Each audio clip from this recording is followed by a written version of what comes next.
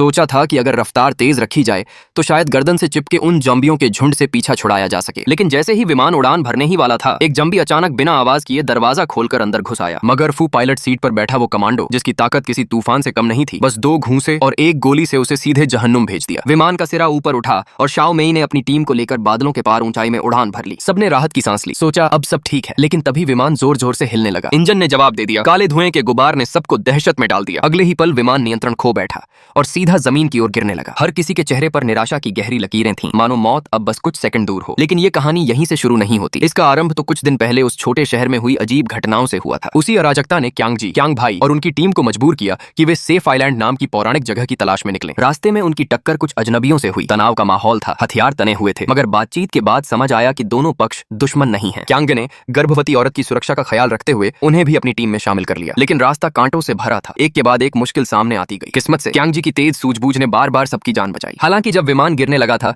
तो वो भी एक पल के लिए पसीने पसीने हो गया था। जब उन्होंने नक्शा खोला तो सबकी उम्मीदें टूट गईं। सुरक्षित इलाके तक पहुंचना अभी भी हजारों किलोमीटर दूर था और ऊपर से गोलियां भी लगभग खत्म होने वाली थीं। टीम का साथी दाशान अंदर से टूट चुका था। उसने खुद पर बंदूक तान ली। सोचा कि शायद वो सबके लिए बोझ बन गया है, लेकिन ट्रिगर दबाने की हिम्मत नहीं कर पाया। अगले दिन क्यांग जी ने उसकी अजीब हरकतें भांप लीं, पर कुछ नहीं कहा। बस इंतजार किया कि उसकी पत्नी थोड़ी दूर जाए। फिर अचानक उसने दाशान को पकड़ लिया और पूछा, सच बता, क्या छुपा रहा है? दाशान अब और नहीं टाल पाया। आंखों में आंसू लिए बोला, कल रात मैं जख्मी हो गया था, मगर डर था कि अगर तुम सबको पता चल गया तो तुम मुझे छोड़ दोगे और मैं अपनी पत्नी के साथ आखिरी वक्त भी नहीं बिता पाऊंगा। क्यांग बस एक गहरी सांस लेकर चुप हो गया। टीम फिर आगे बढ़ी और तभी शाओ मेई ने सामने इशारा किया। वो देखो, वहां एक छोटी सी झोपड़ी है। क्यांग धीरे धीरे आगे बढ़ा ताकि पहले हालात का अंदाजा ले सके, पर जैसे ही वो दरवाजे के पास पहुंचा, कुछ ऐसा हुआ जिसकी किसी ने कल्पना भी नहीं की थी।